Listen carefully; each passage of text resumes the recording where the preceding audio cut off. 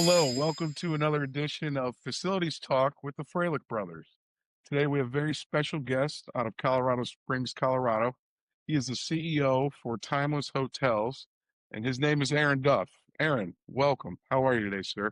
Thank you, Tommy. Glad to be here. Excited to dig into it and talk about the business. Absolutely, sir, and we're excited to hear about it.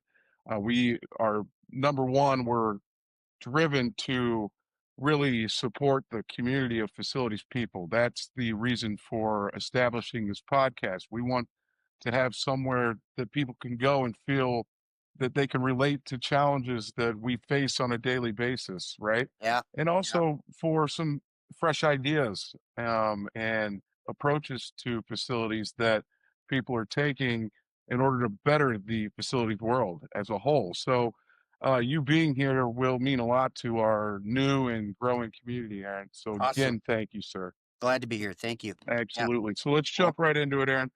I know that you are, through my research, I know that you are a very busy man just by way of working in such a busy world. That's Tell me right. how that world impacts, your motivation for what you do. Absolutely. Yeah. Look, there's a reason we all get up in the morning and dredge ourselves into work, and it's that customer interface, both internally and externally, which kind of drives me to come to work every day. When I was younger, I was very, very, very shy. Let me emphasize very shy.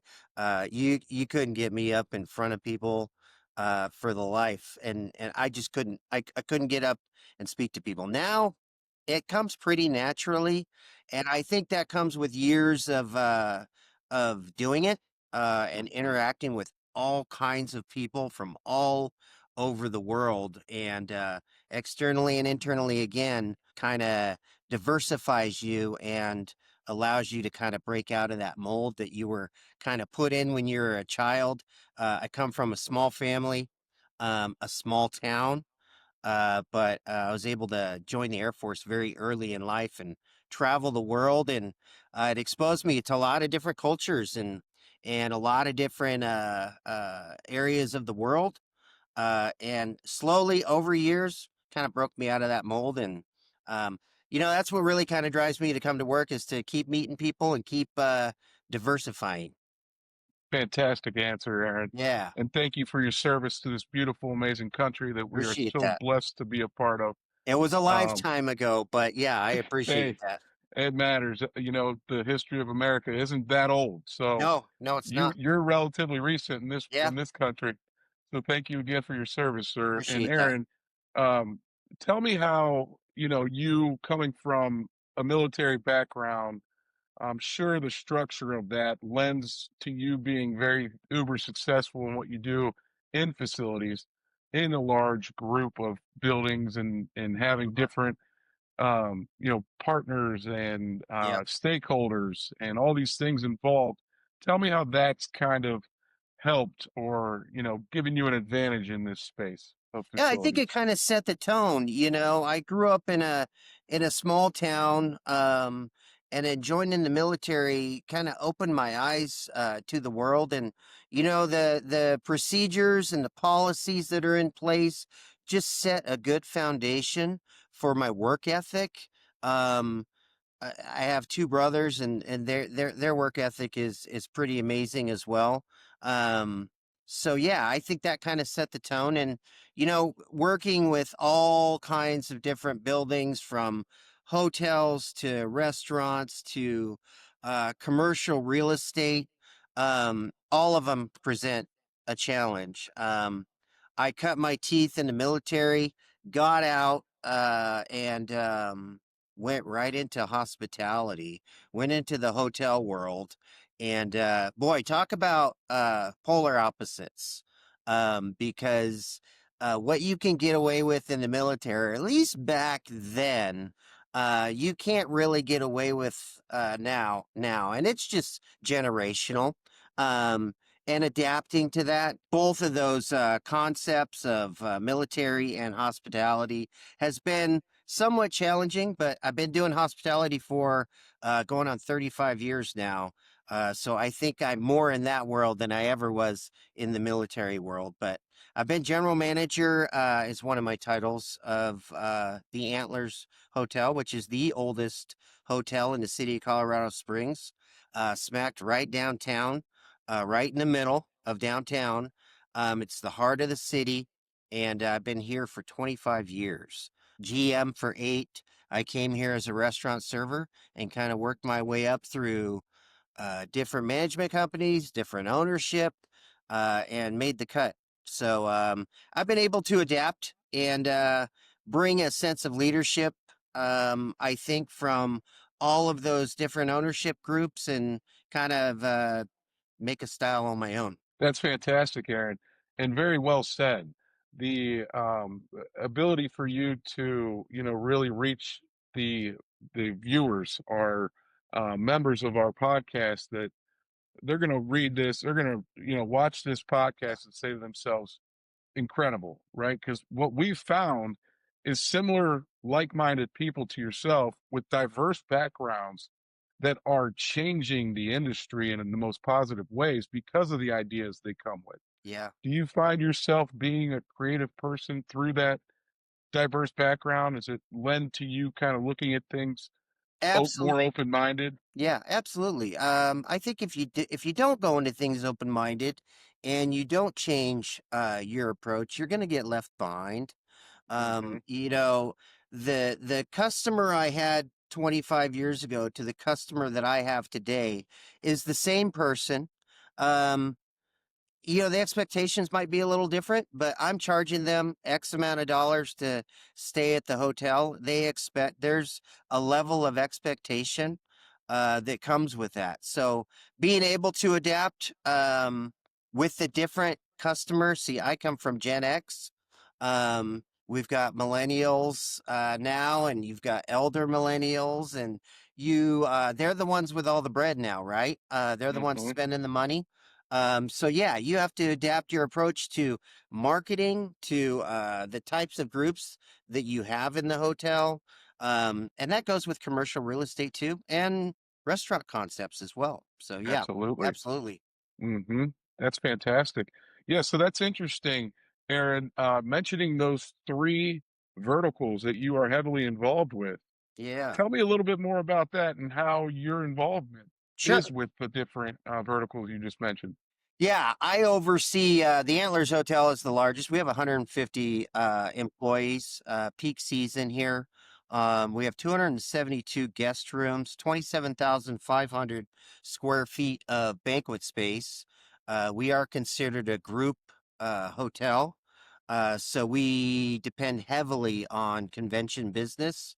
I also run a hotel down in Taos, New Mexico. It's a 152 room. It's called the Sagebrush Inn and Suites. It is the oldest hotel in the city of Taos. That covers 10 acres, 10 different buildings. So there's a challenge that comes with that property alone. We're doing a new build right here in Colorado Springs. It's a Marriott Tribute. We're building that one from the ground up, waiting for the interest rates to kind of come in line to launch that construction loan. So that one's kind of in limbo right now, but we broke ground on it. But it's when things went a little wishy-washy with the interest rates, we had to kind of pump the brakes on it a little bit. And then we have several buildings that are commercial real estate in downtown Colorado Springs, varying from 150 years old to a few years old. So each one comes with its own challenges. Aging buildings is not fun, especially when it comes to the elevators involved. Those are a challenge in and itself. But yeah, it's yeah, quite a challenge. Keeps me busy, keeps me on my toes, and thinking all the time. Fantastic answer, Aaron. And again, bringing more light to the dynamics. It's very dynamic. The portfolio that you hold, age of buildings, Yeah, impacts, amount of yeah. work orders. How do you go about managing work orders within these older, probably needy buildings? I have some people that work for me that are a lot smarter than I am. So that's the easiest way. Obviously, managing budgets is critical. And you never know when something's going to break or something's going to pop up, or you can plan on a million different scenarios, and one you didn't plan is inherently going to happen. So you just adapt, make changes, decisions on the fly. And again, I'm going to reiterate, have smart people around you. I've got a director of engineering that kind of oversees everything, and he's my hands-on guy. He'll come to me if say an elevator gets red tagged or something, and something goes wrong, and I'll just be like, well, tell me when it's going to be fixed. And he's like, well, it's going to cost this and it's going to cost that. And I'm like, well, we can't very well have a hotel with no elevators. So just come to me when you have a solution, and I will green stamp what we need to spend on it.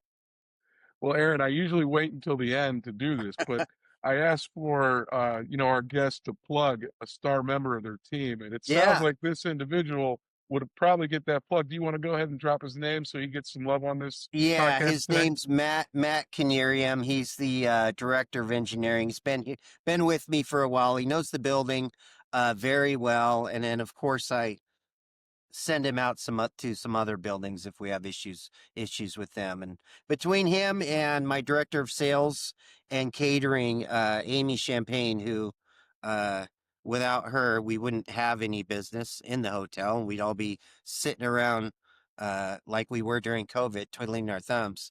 Um, without those two, yeah, I'm just a figurehead, and I wouldn't be able to get much done.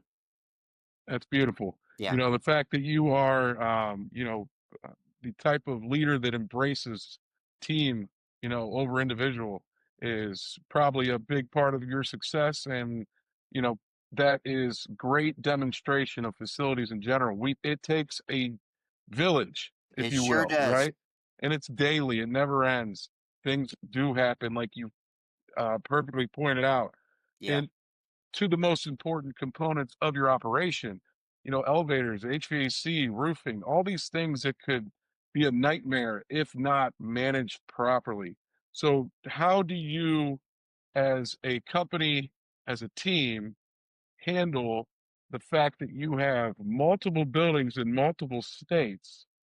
What is your approach from a management strategic design to be able to answer those calls and make sure things are being handled Yeah, appropriately? absolutely. Well, you can't do everything at once. You write stuff down, you prioritize, and come up with a plan of attack for that. Again, it like you said, it does take a village, and having those resources around you are it's imperative. And culturing the people that work for you, I think will probably be the best barometer for success, and that's recognition. Obviously, paying. We don't come to work because it's a way to pass time. We come to work to collect that paycheck. That holds true for me as it does for the dishwasher that comes into work every day, or the housekeeper that cleans the rooms, or the guys that are painting the walls. We're all here for a paycheck. The more we get paid, the happier we are. The happier our spouses are, the happier our family is. So it trickles. Prioritizing, I think, and writing down and just making sure you stay on task. It can be overwhelming, and it can get to people. And I think, that's why we have a pretty robust PTO program, paid time off. I encourage people to take time off to recharge your batteries, step away from work, and Mhm. get away from that phone and the texting. And myself, it's kind of hard to step away from the building and step away and not worry about things, just because I'm kind of wired that way. And I think my team is too. But I encourage people, step away from the place of business, spend time with your family, spend time with your friends, and recharge those batteries and come in fresh every morning. The way I recharge is I live relatively close to the hotel, about 3 miles. I walk to work every day. That's the time to clear my head, Yeah. get set for the day, and run as fast as I can to the coffee pot to charge up and get ready for the day. So I get really excited about that first cup of coffee. That is some good information with great solid advice. Yeah, We can't expect people to be robots. We need to no, recharge. We need to focus on our own mental health. We need to focus on our family, the things that are most important in life, right? yeah, So that's absolutely. fantastic to help spread that message as well. Another topic that we find a lot in our podcast series is the utilization of technology. Yeah. How are you utilizing technology to continue to keep up and further yourself and your company? Oh my gosh, Chat GPT. It's my best friend. Yeah, hold on. Um, Let me get an answer from yeah, ChatGPT let me real quick. just plug this in real quick. Hold on, say that again. No, it's true though. It presents fresh ideas. AI is both scary and beneficial, and I can't see 5, 10 years into the future where it's going to be, but it is invaluable. These little computers that we all have, those are invaluable for on the fly decisions or things you need to look up. And, technology helps not only with reservation systems, being part of the Wyndham family as our hotel is, it helps with managing the environment in the building, the trying to green initiatives, trying to stay relevant with being as cost conscious as we can. With a building that was built in 1967, um, it's kind of hard to stay efficient, but we try, and we try to upgrade things to where they are cost efficient and they recognize the value of our planet and our resources by changing, all LED lights, or all can lights, or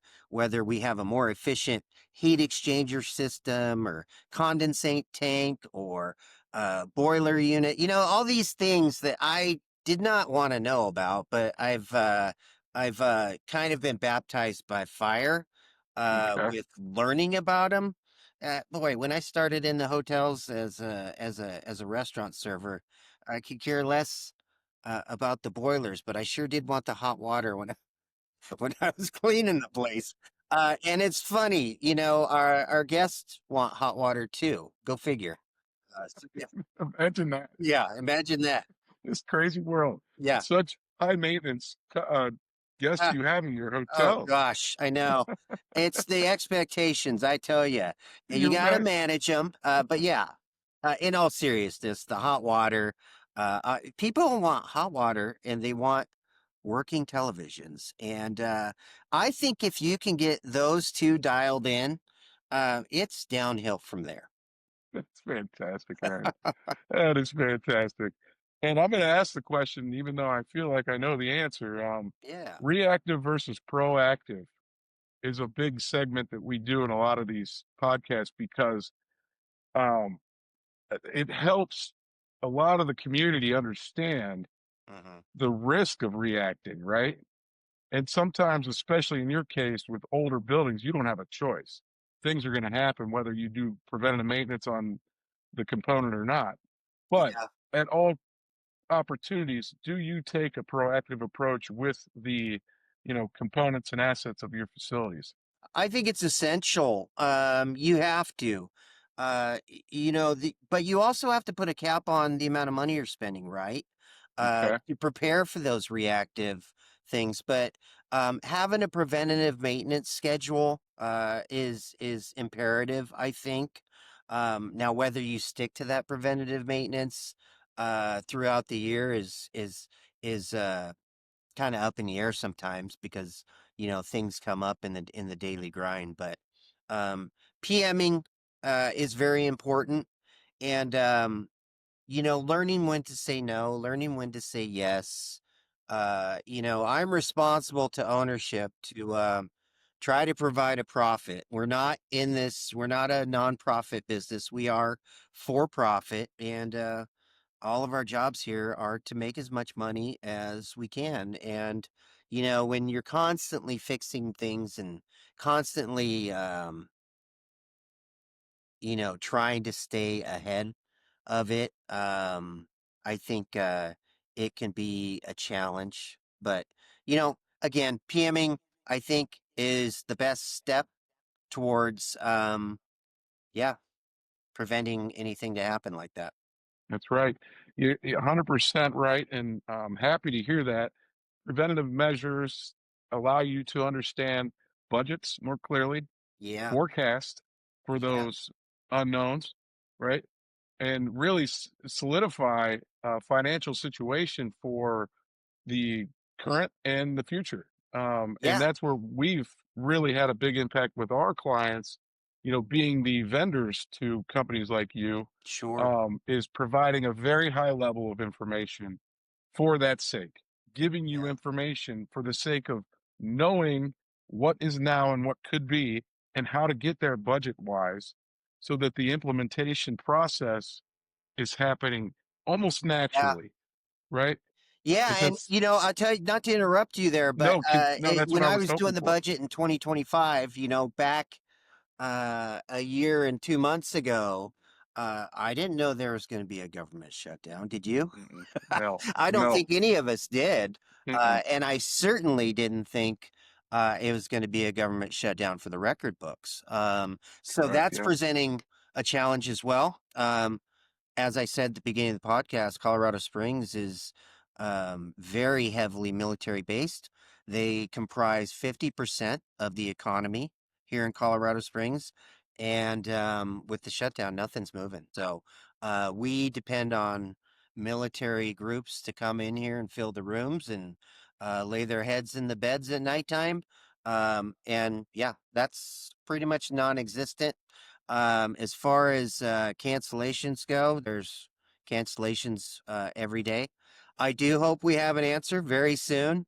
I have a feeling we will, hopefully by the end of the week. But I Hmm. keep saying that and I keep getting proven wrong.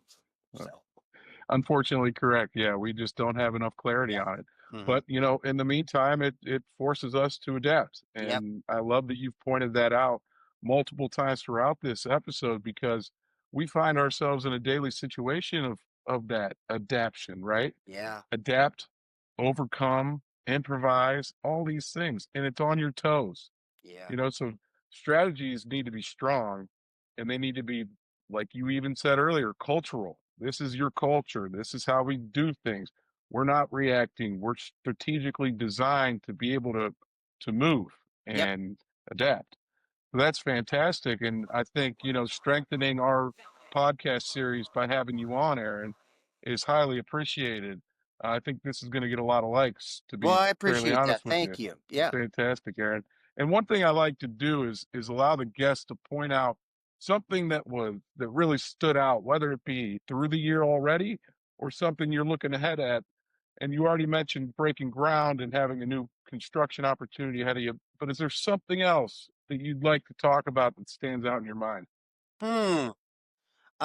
You put me on the spot.